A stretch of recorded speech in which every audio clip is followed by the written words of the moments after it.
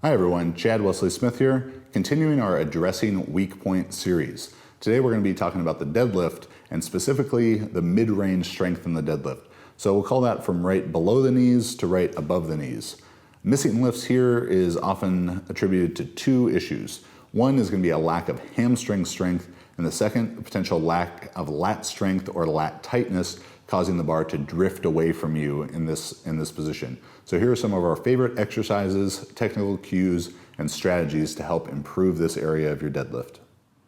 The RDL or stiff leg deadlift. I consider these to actually be the same exercise. Don't do stiff leg deadlifts with your legs locked straight, are the best option for building highly transferable hamstring strength for the deadlift. These can be done with tremendous overload and mimic the positions of the deadlift, but with higher engagement of the hamstrings because of the high hip position. The box deadlift is an RDL variation first shown to me by Boris Sheko and Mikhail Kuklayev at a seminar I hosted with them in summer of 2015, and since then I've implemented into my own and my athletes' training with great success. The box deadlift, especially when done with a vert pull device, allows the athlete to maintain very strict RDL technique with totally vertical shin position throughout the movement, or possibly even a negative shin angle for greater hamstring engagement.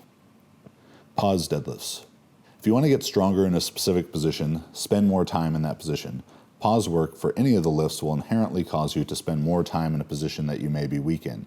If you are struggling in the deadlift at a given point, performing a 2 to 3 count pause just below that position is a simple and effective fix. It is important to pause 1/2 inch to 1.5 inches below the point where you're actually missing the lift, because that is the area where the bar is slowing down before it actually stops at your sticking point.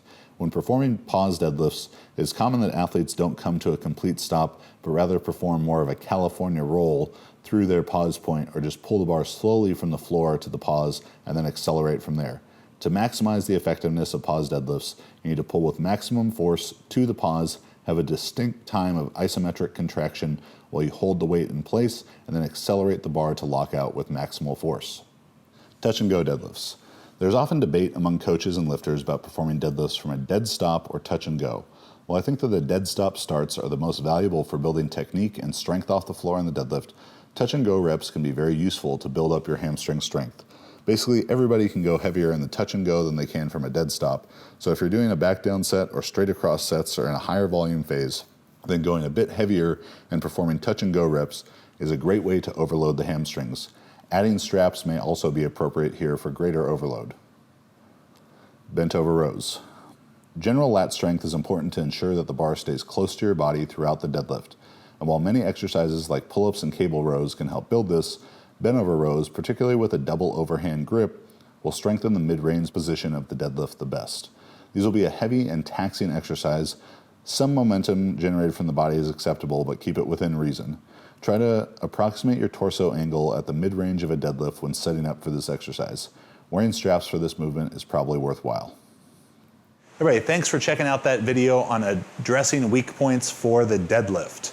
If you're interested in learning more ways that you can improve your deadlift, from better warm-ups to technique, mobility, exercise selection, program design, as well as programs for beginner, intermediate, or advanced lifters, check out the deadlift manual by yours truly. We also have the squat manual and bench manual available.